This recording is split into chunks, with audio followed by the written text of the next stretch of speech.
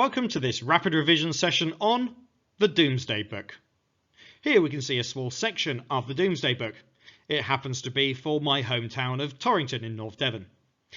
There's a wealth of information in here, as there is in the whole Domesday Book, and we'll revisit this in a moment as a case study of what exact information there is in Domesday Book.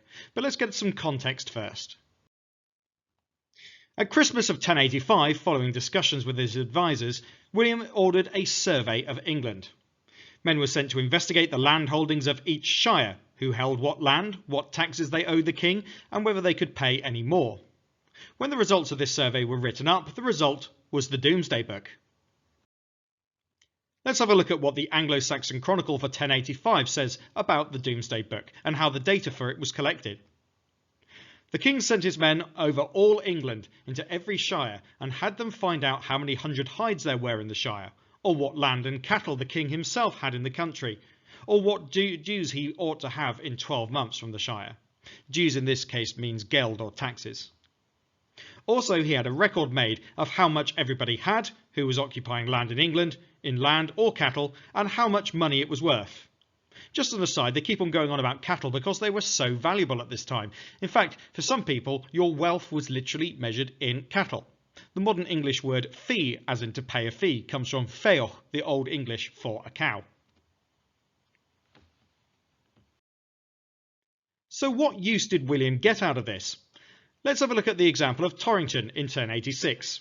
Here is the original version, and I'll show you what each bit means. It's very efficiently written down and very easy to follow once you know the abbreviated Latin.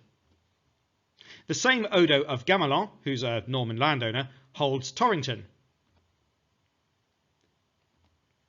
Brictric held it in the time of King Edward, which means before 1066. For political reasons, it was decided that they would reset things to the time of King Edward and not recognise the legitimacy of Harold Godwinson's claim. I guess William was still sore at that. Paying tax for 3.5 hides of land. There are 40 ploughlands, and 4 of them are owned by the manor. There are 7 slaves, 45 villagers, and 10 smallholders, with 26 ploughlands between them. There are 20 acres of meadows, 300 acres of woodland, and pasture 2 leagues long and 1 league wide. There are 25 swineherds, pig farmers, producing 110 pigs every year. Torrington was worth £24 in 1066, but in 1087 it is worth 20. So clearly it's lost some value. William might want to have a look at why and how. There's an extra line on the Torrington entry though, which is not typical for a lot of things. It also says, there are also 3 Frenchmen who own 3 virgates of land valued at £2.25, or at the very least 45 shillings in old money. Why was this detail included? Well, it's a good indication of some transfer of land ownership. Remember that there is a massive transfer of land ownership between the Anglo-Saxons, like Brictric, who held Torrington in the time of King Edward, and Normans, like Odo of Gamelin, who took over. But also in a smaller sense, there was smaller plots of land granted to other Norman or French immigrants, and that was clearly the case in Torrington too. One wonders how the dispossessed Anglo-Saxons might have thought.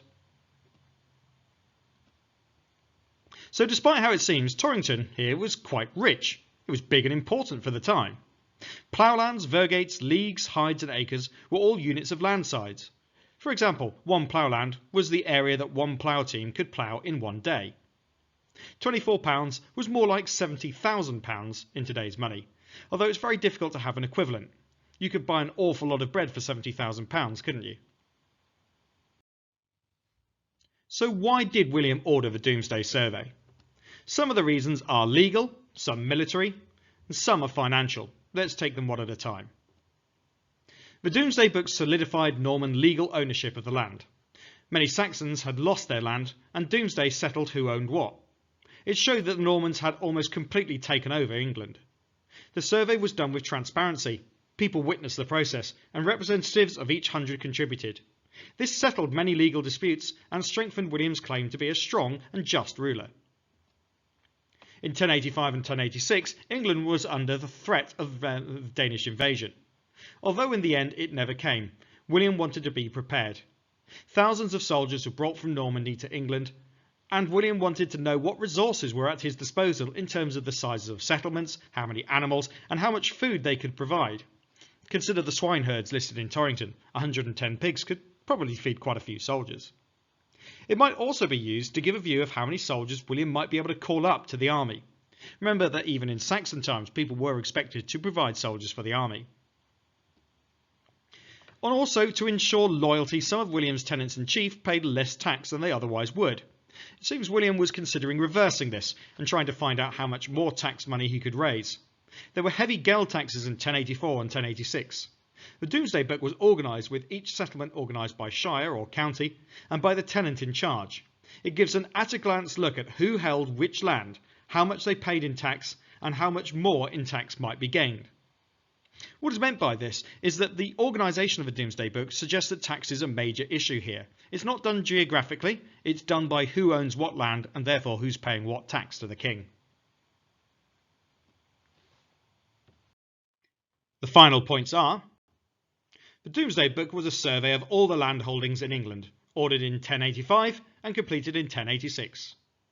William wanted to know how he could support his armies to defend against the threat of Danish invasion. William wanted to settle legal disputes over land. It shows how land ownership had transferred from Saxons to Normans since 1066. William wanted to see how much tax he should be collecting and whether he could get more. Overall though, Domesday Book shows how powerful and secure William's rule was by 1086. But he wasn't long for this world, and in a future video we'll look at the end of his reign. That's the end of this rapid revision video though. I hope it's been useful to you. If it has, drop this video a like and perhaps subscribe to the channel for more of the same. If you've got a topic that you're desperate for me to do a rapid revision video on, drop it in the comments below and I'll see what I can do. Thanks very much for watching, and for now, goodbye.